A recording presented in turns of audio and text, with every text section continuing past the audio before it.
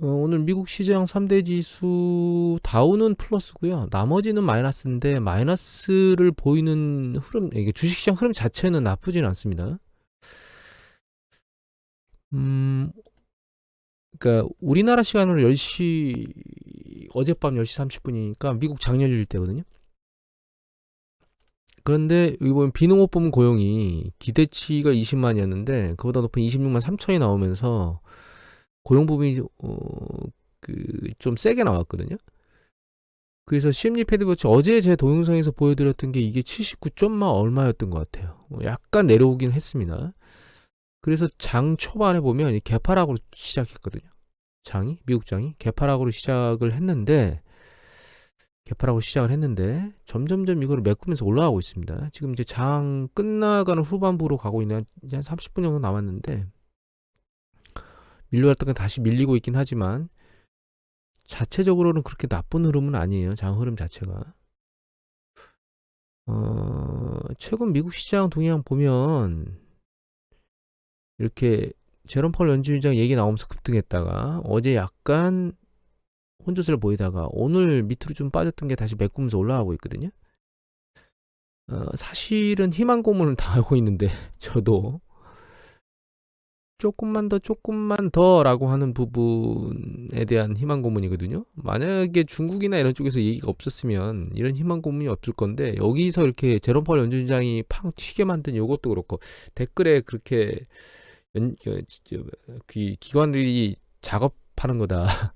개미들 끌어당기려고 그런 뉘앙스를 댓글을 달아주신 분이 있는데 저도 역시 그런 것에 대한 의심점은 가져야 된다고 생각을 하고 있습니다.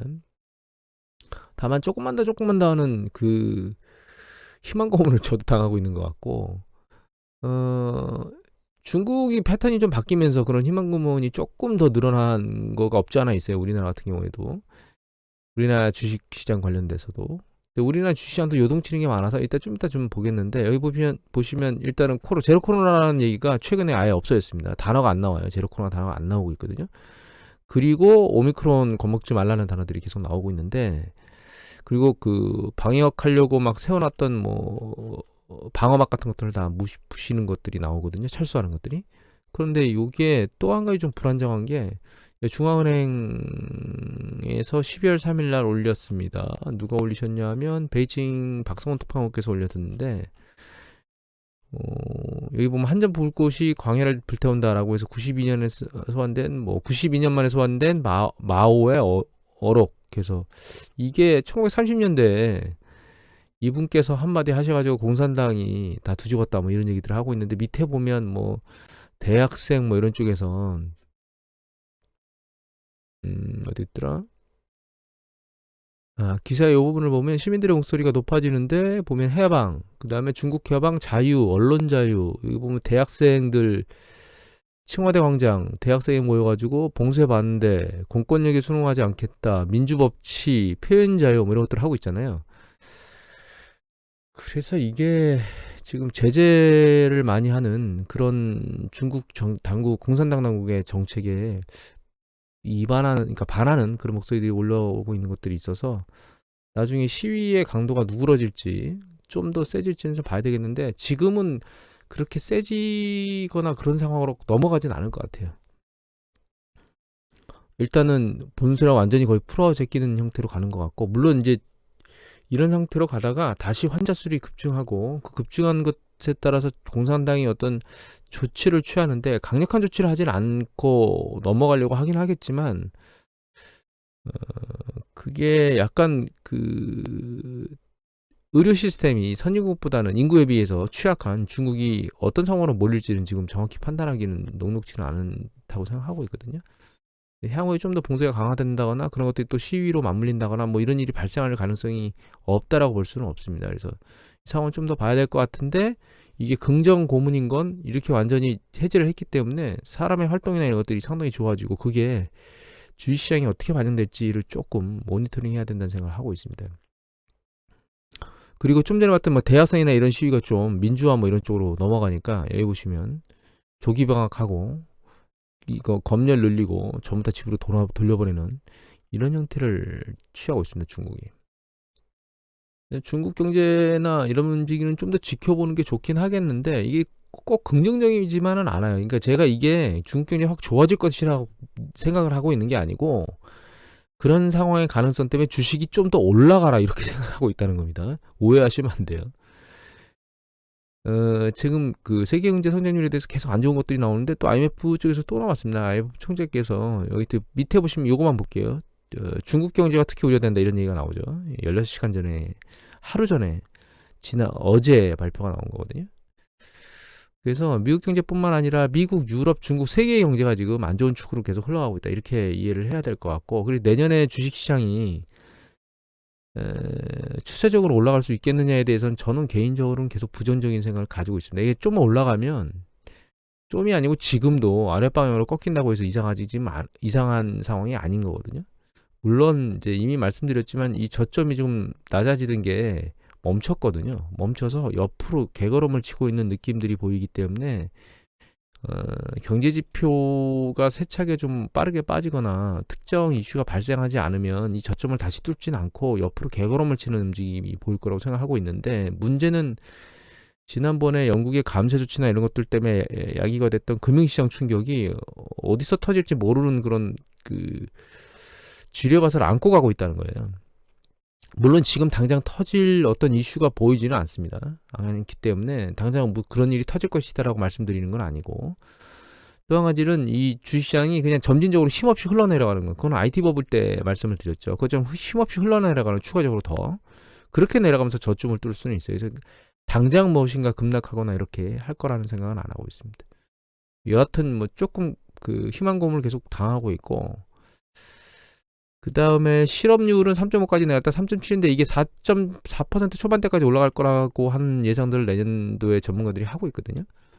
내년에 경제 지표는 안 좋게 계속 나오지 않을까 초반부에 계속 그렇게 생각을 하고 있고 미국에 여기 보면 이제 시간당 소득이 있거든요.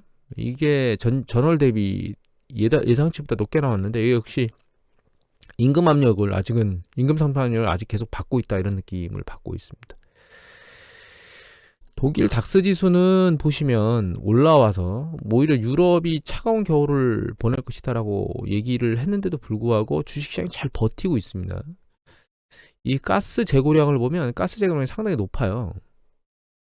이게 유럽 국가들의 천연가스 이게 재고량이거든요. 이게 재고량 퍼센테이지예요. 이게 퍼센테이지 굉장히 높잖아요. 뭐 벨지움 같은 경우에는 오히려 100%예요. 100%. 그러니까 가스 재고량이 많아가지고 경기 수축이나 어떤 그 공장 가동이 멈춘다거나 이런 위험성이 상당히 지금 줄어든 상황입니다. 그런 어떤 이슈들이 유럽 시장을 좀 버티게 만드는 이유가 아닌가 이런 생각을 좀 하고 있고요. 그 이전에는 뭐 공장 가동이나 이런 것들이 난방 때문에 줄어들 수도 있다는 위험성이 있었거든요. 근데 그것이 이제 소멸된 게 그나마 주식시장을 좀 잘 떠받치는 게 아닌가 이런 생각을 하게 되고 우리나라 같은 경우는 지금 요동을 많이 치고 있거든요. 이 부분 조금만 더 들여다보면 우리나라에서 왜 긍정적으로 좀만 더 기다려볼까 이런 생각을 하냐면 사실 여러 가지 것 중에 기술적 분석도 있습니다. 여기 보면 일봉이 있는데 일봉을 보면 이렇게 추세적으로 이 경기선을 못 뚫고 계속 내려왔었거든요. 근데 최근에 경기선을 뚫고 올라갔어요. 그리고 20일 이동 평균선을 받치고 있거든요. 여기 보시면 이게 빨간 게 20일 이동 평균선입니다. 받치고 있어서 약간 추세가 바뀌면서 조금만 더 밀어올릴 수도 있지 않을까라는 생각을 하고 있어요. 주봉도 보면 이렇게 여기 20주 이동 평균선에 계속 머리를 맞고 두둥겨 내려왔거든요. 그게 이제 뚫려서 올라갔습니다. 그리고 5주 이동 평균선을 지금 걸치고 있는데 그래서 조금만 더 지켜보는 게 낫지 않을까? 이게 추세가 전환된다 이렇게는 생각 안 하고 있습니다. 절대. 경제 지표가 큰 그림에서 놓고 보면 경제가 주식을 떠받치는 거거든요. 그런데 그 주식을 떠받치는 경제의 흐름이 약화되고 있는 과정 중에 있는데 그 흐름에 받쳐서 올라가는 주식이 개하고 입안에서 위로 밀려 올라간다? 그거는 쉽지 않을 것 같아요. 이 기술적 분석으로 놓고 보면 바닥을 찍고 위로 들린 초입처럼 보일 수도 있긴 한데 저는 그렇게는 생각하지는 않고 있습니다. 그리고 투자자 동향을 보면요. 제가 1조 1000억을 사가지고 너무 많이 샀다는 얘기를 했는데 이거 보면 이제 4천억 팔았죠. 기관이 5천억 팔았고 그리고 어제는 삼성전자가 난리를 쳤습니다. 요새 보면 삼성전자가 어제 3% 넘게 빠졌거든요. 우리 코스피 1%좀 넘게 빠졌죠. 근데 여기 보시면 역적이 이게 기관이에요. 보면 삼성전자 매집하라고 그렇게 얘기를 해대는 기관 인간, 이 인간들이 여기 보시면 팔아제끼는 이 숫자를 보십시오. 이거 사는 거하고. 외국인은 이렇게 팔아제끼지만 그 전에 대규모를 사잖아요. 그래서 삼성전자 주가 지분을 보면 이게 외국인 지분이거든요. 이거 일봉입니다. 일봉 지분을 보면 이렇게 지분이 안 줄고 최근에 계속 늘어나고 있습니다. 10월 이후로 지분이. 그러니까 외국인들은 삼성전자를 매집하고 있는 거고요. 기관들이 대규모로 지금 막 털었다. 매수한 것보다 터는 게 더. 최근에 11월 11일까지는 계속 매수하는 것처럼 보이는 것 같다가 그것도 아니네요. 그 전에 막 10월 달에 있던 거 좀 매수하는 것처럼 보였네요. 그러다가 최근 보면 다시 매도를 강하게 늘리고 있습니다. 이 기관들 매도로 그러니까 이 삼성전자가 막 눌리니까 코스피가 상대적으로 이 비중이 큰 삼성전자가 눌리니까 상대적으로 이제 아시아 시장보다 어제 보면 아시아 시장에서 우리나라 많이 밀렸거든요. 여기 보시면 1.83 밀렸죠. 아시아 시장 전체로 놓고 보면 니케이도 많이 밀렸지만 우리나라가 상당히 많이 밀렸어요. 그렇게 지금 흘러가고 있습니다. 그리고 채권이요. 제 생각에는 10년 국채 수익률이 들린다 하더라도 많이 안 들릴 것 같습니다. 추세를 아래 방향으로 완전히 잡은 것 같아요. 여기 보시면 내려오다 이게 빨간 게 10년 국채거든요. 내려오다가 여기서 딱 이렇게 저점을 찍으면서 버티고 올라가는 것처럼 느낌을 받았는데 이게 제롬 파월 연준의장 나오기 전입니다. 그래서 다시 조정을 받나 그런 생각을 하고 있었는데 그게 아니고 여기서 한번 대차 뚫고 내려왔거든요. 그리고 여기 요 하늘색이 2년 국채 수익률인데 2년 국채 수익률이 결과적으로는 단기 채권 수익률의 마지노선이라고 생각하면 되는데 이게 아랫방향으로 꺾이고 있습니다. 여기 3개월 국채 수익률이 살짝 내려오고 있긴 한데 다른 것들도 이거는 기준금리가 올라가면 좀 더 올라가게 될 거예요. 그런데 전체 추세의 움직임은 특히 장기 국채는 아랫방향으로 완전히 틀을 잡은 것 같습니다. 그리고 예전에 말씀드렸던 이런 패턴이 이렇게 보면 장기 국채가 먼저 추세적으로 이제 전환돼서 내려오고 여기는 단기 채권이 나중에 내려오거든요. 이 추세를 잡고 있는 것 같아요. 그리고 여기서 내리 찍고 나서 약간 들렸다가 다시 이제 내리 찍고 들리는 걸 반복하잖아요. 여기서 지금 내리 찍었는데 여기서 조금 들릴 수는 있지만 이 들린다는 자체가 3.89대까지 밀고 올라가는 그런 패턴으로 오지는 않을 것 같아요. 살짝 들렸다가 다시 내려가고 들렸다가 다시 내려가고 이런 패턴들을 계속 유지할 것 같습니다. 일정 부분 내려가기 전까지는. 그리고 인플레이션 압력이 잡히면서 만약에 주식시장이 다시 조정받고 안전자산 선호도가 높아지는 그런 방향으로 움직이게 되면 10년 국채 수익률은 좀 더 떨어지는 강도가 좀 빨라질 수 있다라고 하는 생각을 해야 될 것 같고요. 아직까지 미국 시장이 위험 긴축이 그러니까 그 자금 경색이나 이런 것들이 자본시장에서는 일어나고 있는 것 같지 않아요. 그 은행의 대출 기준은 가계기업 모두 강화했기 때문에 은행에서 대출 영역에 대해서는 약간 자금에 대한 경색이 발생할 수 있긴 한데 자본시장, 채권을 발행한다거나 이런 쪽에서는 아직 발생하고 있다는 이슈가 안 나오는 게 여기 보시면 이게 파란 게 10년 국채 수익률로 빨간 게 트리플 C 이하의 하이힐드 채권 수익률 인덱스거든요. 근데 보시면 이게 보시면 이게 하이힐드인데 이 하이힐드 내려오는 속도가 10년 국채 내려오는 속도도 훨씬 빨라요. 그러니까 이게 수익률이 이렇게 급격히 내려온다는 얘기는 하이힐드 채권의 매도가 그렇게 세게 일어나지 않고 있다는 뜻이거든요. 10년 국채하고 같이 맞물려서 움직이고 있는 상황이고 이게 이렇게 밑으로 뚝 떨어진다는 얘기는 하이힐드 채권에 대한 매력도가 그렇게 나쁘지 않다는 얘기입니다. 하이힐드가 매도되면서 가격이 하락하면 이 수익률이 오히려 급등해야 되거든요. 그러니까 방향성이 오히려 급락적으로 움직이고 있어서 수익률이 하이힐드 채권이 아직은 자본시장에서 움직이면 그렇게 나쁜 건 아니다. 이렇게 이해를 하면 될 것 같아요. 그리고 오펙 관련돼서 오펙이라네. 저기 러시아 원유 관련해서 상한 캡이 $60로 합의가 됐습니다. 여기 보시면 현재 시장가는 $70라고 보도가 나오는데 이건 잘못된 보도예요. 왜냐하면 이게 네스티에서 보여주는 데이터인데 여기 보시면 요게 브렌트유고요. 밑에 있는 게 우랄이거든요. 여기 보시면 왼쪽에 여기 글자를 보십시오. 이 $60죠 지금 현재 이미 $60대 와 있어요. 60.04 마지막에 61.85 이렇게 돼 있잖아요. 그리고 지금 이 수준의 러시아산 석유는 과거 코로나 팬데믹이 터지기 전에 있었던 그 언저리의 수준에 지금 있기 때문에 이 정도면 적정하게 용리될 만한 수준의 그리고 이제 일단 인플레이션 압력이 상대적으로 적을 거고, 오펙은 결과적으로는 경기 수축에 대응하기 위해서 감산 조치를 또 오펙 플러스에서 하지 않을까 생각을 해보는데, 사우디아라비아가 어떻게 행보를 할지 좀 봐야 될 것 같아요. 미국이 그렇게 요청을 하는데도 계속 반기를 들고 미국 쪽에 대한 요소를 안 받아들였는데, 사우디 입장에서도 유가가 내려가면 자기 판매 가격의 마진이 떨어지기 때문에 유가 조정을 하려고 하는 오펙 플러스의 행동이 아마 있을 겁니다. 그리고 내년도에 경기 수축에 대한 저 부분이 있기 때문에, 위험성이 있기 때문에 세유가는 아래쪽으로 좀 내려올 수 있는 가능성이 높고, 오펙에서 감산을 많이 해서 얘를 떠받치면 $60하고 요 갭, 이 스프레드가 있죠 지금. 요 스프레드가 있는 거 일정 부분 수준을 크게 벗어나진 않게 움직일 거라는 생각을 하고 있고요. 다만 이제 이게 캡이 러시아산 석유로 캡을 씌워놨으니까 유가가 위로 세차게 올라가거나 그렇게 하기에는 쉽지 않다, 이렇게 이해를 하면 될 것 같아요.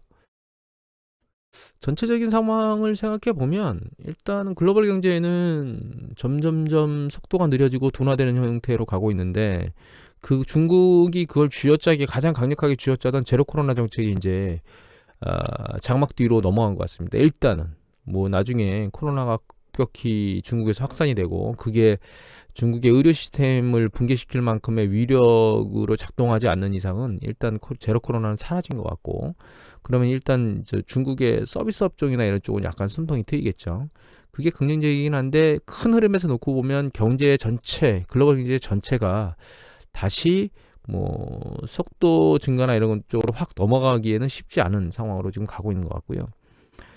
가장 주된 거는 사실 금리가 상당히 높기 때문에 신용 시스템, 우리가 경기 확장 국면에서 신용 팽창이 계속 진행되면서 움직이거든요, 경기가. 근데 그 부분이 지금 녹록치 않은 상태로 완전히 바뀌었어요. 그래서 실제로는 경기 사이클상 놓고 보면, 금리 관점에서 놓고 보면 이제 현재 경기는 겨울에 접어든 게 맞습니다.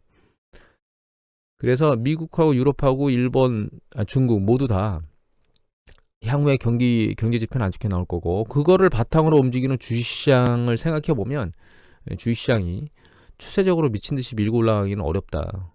다만 지금 상황에서 놓고 보면 조금 더 밀려 올라갈 수 있는 여지는 현재 남아있는 거 아닌가라고 하는 기대감으로 지금 희망 고문을 좀 약간 받고 있다, 이렇게 정리를 하는 게 나을 것 같아요. 그리고 채권 수익률은 전체적으로는 아랫방 하방 압력으로 좀 바뀐 것 같고요. 제가 오늘 새벽에 또 매수를 했는데 3.5단 정도, 이게 조금 더 들릴 수 있는 가능성이 없진 않아요. 근데 들린다 하더라도 살짝 들리게 될 겁니다, 결과적으로는.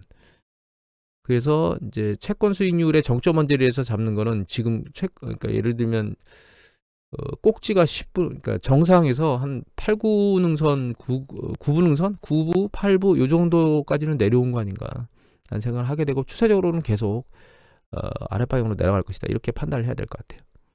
오늘 여기서 마치도록 하겠습니다.